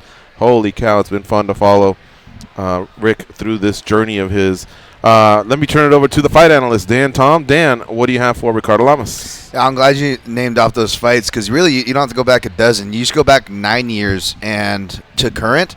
And Ricardo Lamas has fought guys that are currently in the UFC, ranging from bantamweight, featherweight, lightweight, and even multiple guys at welterweight, which is insane. So this is kind of an open-ended question for you, Rick. You take it where you want. Obviously, answer. You're the guy with the experience here. I'm going to mainly ask you about the two guys at welterweight. One of them is fighting at welterweight for the first time this week in Eric Koch. Obviously, you fought him. And the other guy you also did very well against, which was Diego Sanchez. Obviously, his one fight at 145 was you. And just seeing guys kind of come in out of the weight class, whether they go down like a Yuri or they go up like the guys we're talking about. Do you follow these guys' career, Ricardo? And I guess, is it a surprise based on what you felt? Because you did excellent against both guys. Based on what you felt, are you surprised to see them doing well, or does it make sense that they're doing well going up in weight? It makes sense that they're doing well going up in weight. Obviously, they're not depleting their bodies as much. They're not as run down. It's a hell of a job getting down to 145 pounds, especially that week prior to the fight. That's the real grind that you have to put up with and force your body through. It's always been in the back of my head. I used to fight at lightweight, and it's always been in the back of my head to maybe go back up. But I feel good where I'm at featherweight. To answer the other part of your question, I do follow guys that I fought before. I will watch their fights afterwards. And, I wish everybody well, whether it's someone I won or someone I beat or someone I lost to. Everybody that I've shared the cage with, I wish them well in the future after our fight, and I will follow them through their career. That's awesome, man. And I guess one last thing for me. Last time you were on here, I can't remember what accent or impression it was, but it's not that I haven't heard you do it before. I know you're a funny guy. You have videos. I followed your career, but it really blew me away. I'm an accent kind of a dude, Ricardo, and I have to give you mad props, man. Do you remember what it was? And can you give me like your power rankings? Like, what's your top three go to? Whether it's like an ethnic, kind of an ethnic, if that's the right word, impersonation as far as like an accent, or a person like a celebrity in general, if that makes any sense. What's your top three? I don't know, man. The thing about the accents and the impressions is like when you get put on the spot to do them, right? They're rushed. They don't come out right. Oh yeah, no, you don't got to do them, but like, can you tell us what they would be? Yeah, I think it was a Boston accent. Oh, nice. The last time I was that was on the good. Show. That was good. Yeah. Yeah, it was a wicked pissa. From Southie. From Southie. Good Lamas, good Lamas hunting. Can you do a Cuban one? You've been down in Miami a lot. Cuban one, man. Like pretend you're at the restaurant ordering food or something. Ordering food. Well, Cubans have a very interesting way of speaking. They have their own slang, so half the time you don't even know what the hell they're saying. They're speaking Spanish, but they'll walk up to each other. Oye, que hola, Fede, que hola, que hola. And you're just like, what the hell is this guy talking about? They sound like they're like chewing on gum half the time. A lot of them have these like, I don't know what it is about Cubans, but a lot of them, like they were like inhaling the cigar since they were 2 years old.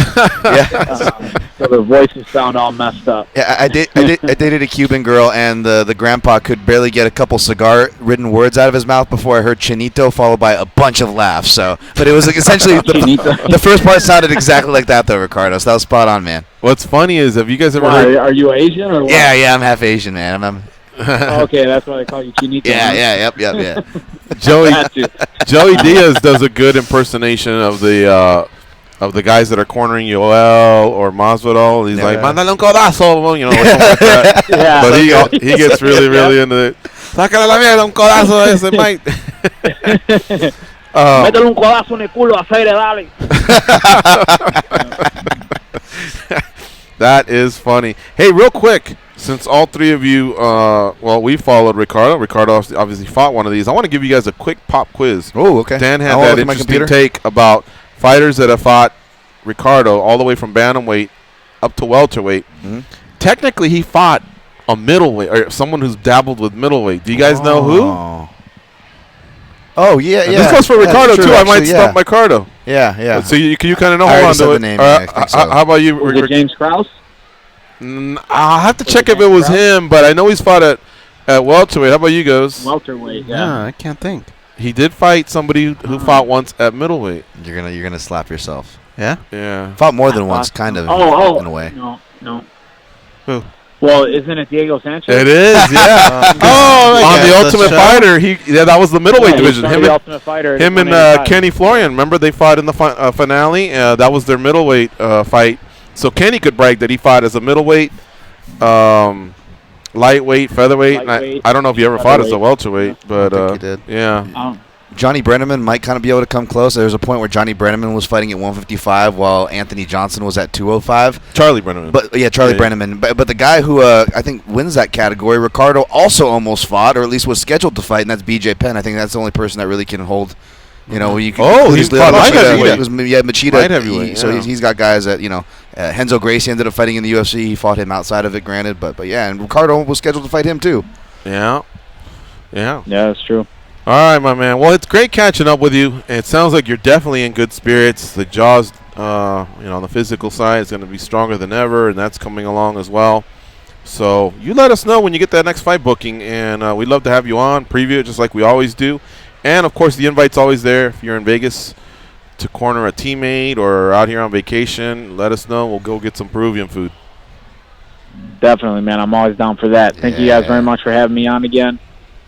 Okay. All right, Ricardo. Thank you, sir, and have a good weekend.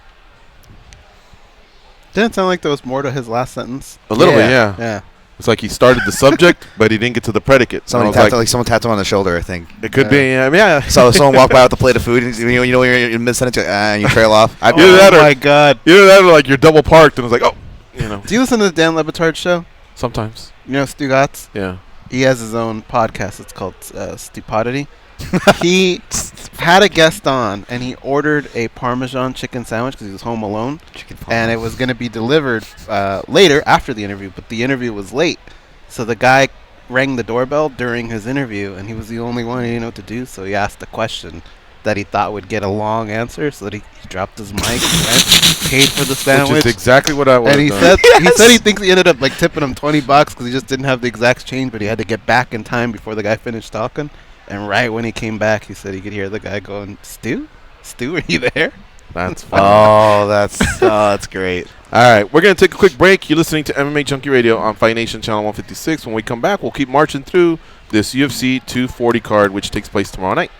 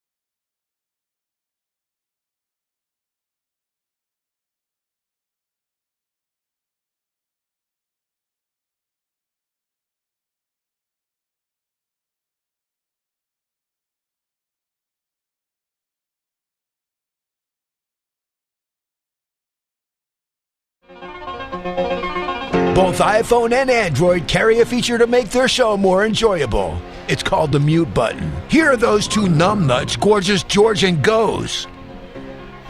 Lock it in to swing away with Reggie Jackson tomorrow morning at 11 Eastern. Mr. October will be joined by the newly inducted Hall of Fame member Mariano Rivera. Reggie and Mo will talk about his weekend in Cooperstown, reflect on his tremendous career, and discuss how the game of baseball is evolving. It's Mr. October and Mariano Rivera tomorrow morning at 11 Eastern on Mad Dog Sports Radio, Sirius XM 82, and on the Sirius XM app. Man, I think of Mariano Rivera. He was the closer for the New York Yankees for many years, and I think about our closer, Rick Budo. I was thinking about him last week. Yeah. Shout out to Rick Budo. Yeah. Where's our Budo? Isn't there something Budo-esque right there? Yeah, there it is. Yeah. Go ahead. I like when junkies do get together, though. Saw that Brandon from Louisville recently had a birthday, and he's out there in Canada. Not for this card, but in Toronto, out there with Gally. So it's always cool to hear the junkies linking up. Or, when those Fox shows go down in Chicago, people meet up with Hal and try to avoid his popcorn trick. Good times. Happy belated birthday to Brandon from Louisville. Seriously, when we talk about tag radio, he's from that generation. Yeah, old school. And I think of him every day because of that cool gift he gave us, that bat, that baseball bat, that's Louisville Got a shower Slugger. every day. Goes over there. Yeah. It's funny because every guest that comes in always takes a look at it, and I wonder what goes through their head. Like, hey man, does you guys get down in here? Like, have you guys had battles, or are you guys a gang? Or what's going on here? And then we show it to them, and they always think, wow, that's pretty cool. All right, listen. One of the things we were going to talk about, but I think I want to save it till Monday when Ben's here, is the Aurora Cannabis relationship with the UFC. Basically, the UFC has a CBD partner now, just like Bellator did it first, actually. And I anticipate a lot of big companies, sports franchises are going to be doing this. But we'll dive into that a little bit more with Ben Saunders. I think we're on a roll here with talking about these fights, putting some maybe parlays in for tomorrow. And speaking of tomorrow, one more reminder, Sportscaster tomorrow night. Huh? What was that? What was that? What the hell was that? What was that? Man of mine. The fighter. BJ Penn. Oh, Jesus. All right. Yeah. I'm trying to remind him. Another way.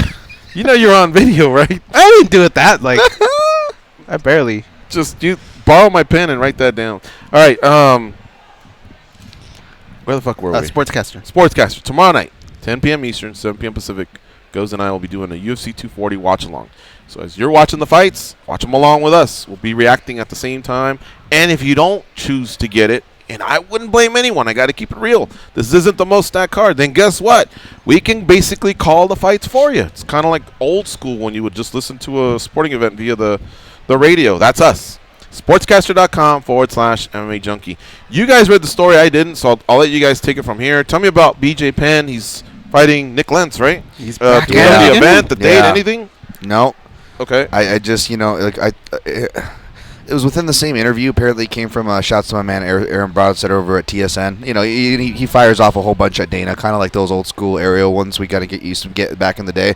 I just found it kind of ironic. I got to go back and watch, and I'm sure it doesn't come right after the other, but it was within the same interview where he's talking about safety and how important it is with the fighter and boxing desk, and we know how closely Dana is, obviously not just in the fight world, but even boxing. Yep. And so just kind of ironic, you go from that to booking BJ Penn, and even, I'm sure we have our own version. I saw someone retweet one of Fighting's report just from last month. I believe the date was 6/8/19, where it was Dana White says, I can't come to booking BJ Penn again. And remember, he was released those statements. Talking about Luke Rockhold. Yeah, I mean, to retire. And in the same note, he's also saying guys like Sage Northcutt should retire, which I don't agree with. I think Sage Northcutt should take some time off to heal and get his stuff together. But I mean, that dude's a kid. So I'm not trying to pick on Dana, but yeah, that's kind of where it came from.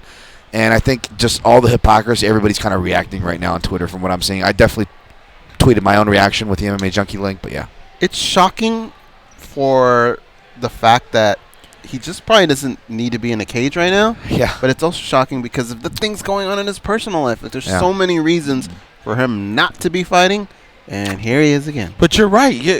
What you brought up about Sage, Luke, There is a lot of inconsistency from that man. Yeah. That's for sure. Even for Dana. This is a very, very sensitive subject now. Again, so what Dan said about Luke and Sage, what Ghost said about just the personal struggles he's had, has been a rough year for that dude.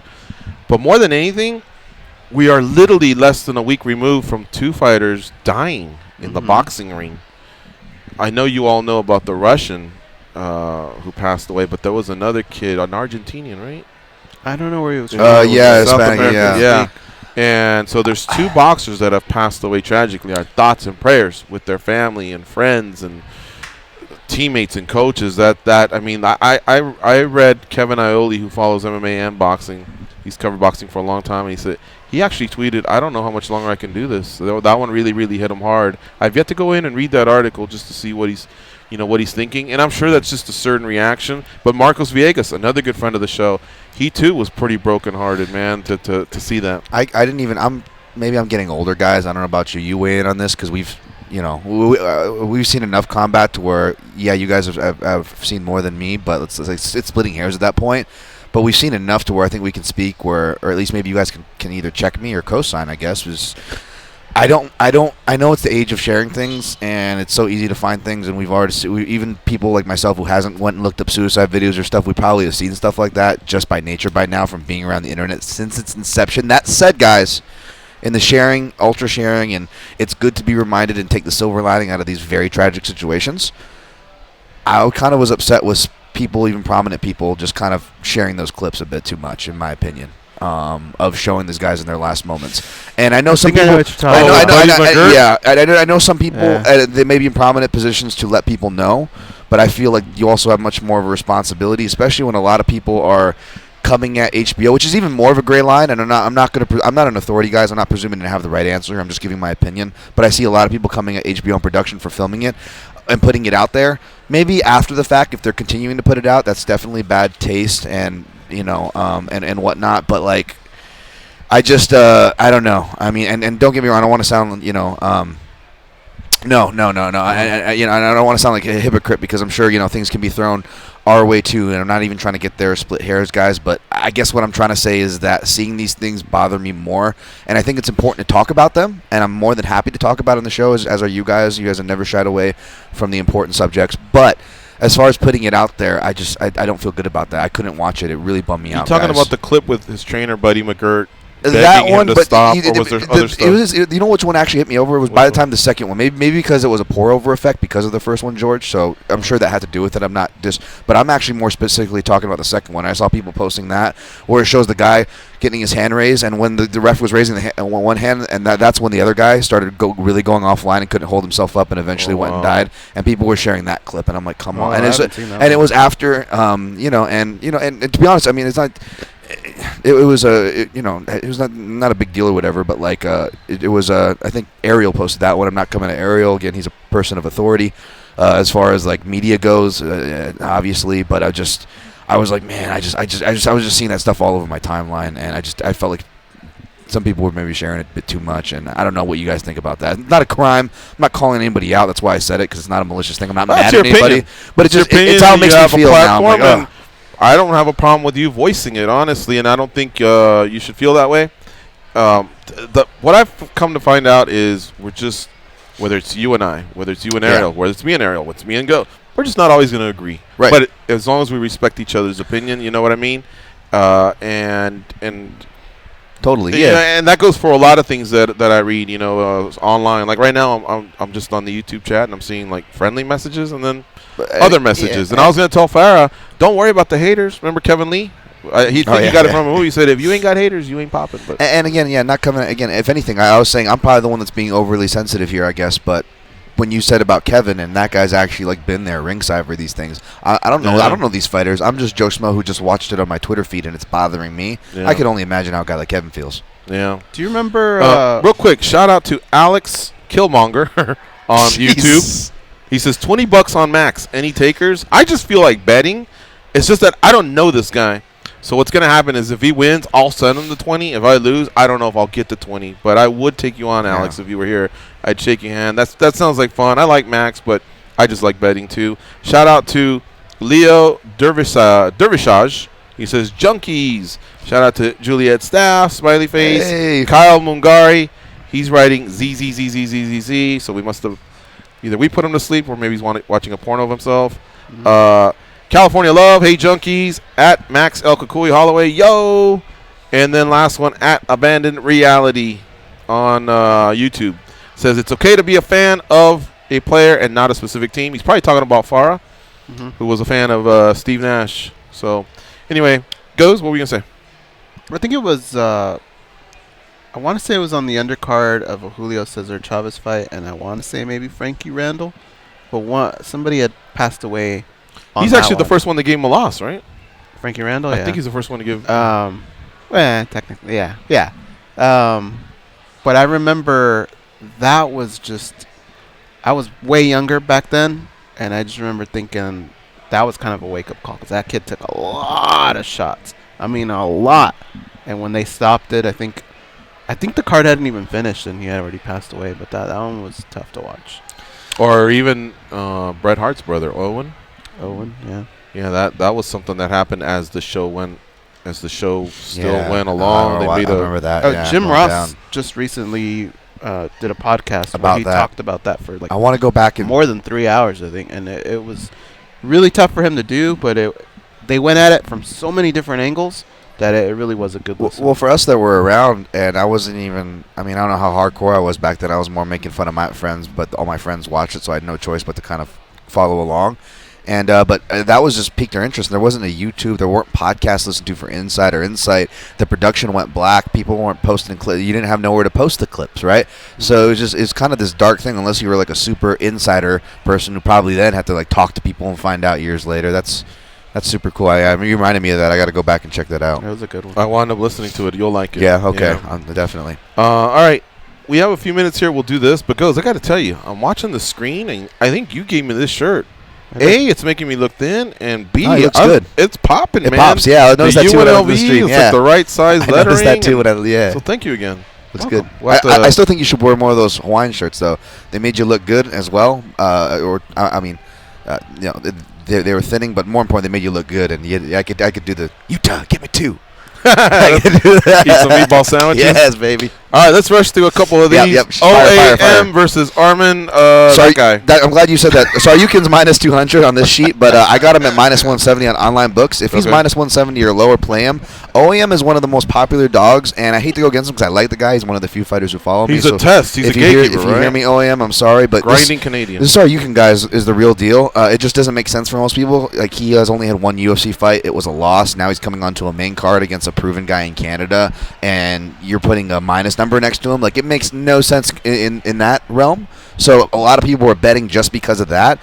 But that last fight he fought on back in Russia, there wasn't that much chalk. There was only one line that even went over minus 200, and that was Islam Makhachev minus 300 over Armin Saryukin. But I said my pick is Makhachev, who did win, but I told people avoid that chalk. You're going to be sweating. This Saryukin kid can hit, and he can wrestle. And his wrestling was impressive if you watch that fight. Very few times does a guy's stock go up in a loss. Okay. It did there. I think it's going to be like the Alex Hernandez fight. He's either going to outwork him or possibly knock him out.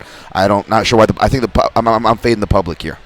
Kyle Stewart versus Eric Koch, a guy that's fought at welter versus a guy that's fought at feather, and they're both fighting at feather now. You know, we've had Kyle Stewart over there. No goes nose in that chair over there. But as much as I like Kyle there, I like Koch in this spot. Not a lot though. If you got anybody at plus money, take the shot on either side. But this is on the avoid list for me. I'm going to pick Koch, but I'm not feeling good about it. Jillian Robertson versus Sarah Frota. Frota, a lot of money coming on her. She's a live dog for sure. It's dog or pass from a betting perspective, and I was looking to pick and play Frota. I just couldn't do it, play or even pick her. So I'm picking Robertson, but dog or pass. Okay. Stay away from me. Seung Woo Koi versus Gavin Tucker. Gavin Tucker hasn't fought since the weekend I was with you guys the last JBLE trip. That's how long it's been since that guy fought. 2017. 2 years. Yep, that Valentina Shevchenko versus Amanda Nunes fight. I do like Tucker here. It's just he's been away for so long, and we haven't seen a lot from Choi. Choi got wrestled. We didn't really get to see a lot of his strength, but I like Gavin Tucker. I was big on him as a newcomer, and he got a little too much too soon, but I think he's fine now. We'll see. All right. Goes, you got a parlay for us? I'm going to go with Frankie Edgar. Okay. I'm taking Nico Price. Ooh, you lost me. Okay, go ahead. I already bet Neil, so go ahead. And but this is your parlay. Davidson Figueroa. Okay. All right. The Edgar and Holloway fight has been broken down on the side, as has Spencer and Cyborg. So check that out. And again, don't forget about Dan's podcast, Protect Your Neck. Yeah. I think I might go put some money on Araujo, Arman Saryukian, and then I'll do the George combo with one dog, sandwich him into the 3. Yoshinori Huri plus 320 to get the value on there. All right. I want to thank all of our guests for the week: Simon Samanu, Andre Arlovsky, Ray Borg, Chris Wade, Dave Doyle, Eve Edwards, Simon Head, Manny Bermudez, Peter Murray, Matt Schnell, Pat Morita, Mark Henry, Farah Hannoun, and Ricardo Lamas. Ben Saunders again apologizes for not being able to come in. He will be back. I think he'll be with us next week. So that's it for us. I hope you all have a nice weekend. I hope Real Madrid can recover from that beating. They 7 goals now. 7-1? 7-2. Is it over? I don't know. Oh, well, wow. yeah, I guess it's got to be. It must be, yeah. Classic Kelly, great job, as always. I hope you have a nice weekend. Goes and Dan, you guys were awesome. I, however, was fantastic. I took it to another level. All right, folks, we are out of here. See you on Monday with another edition of MMA Junkie Radio. Have a nice weekend and go out there and be a champion.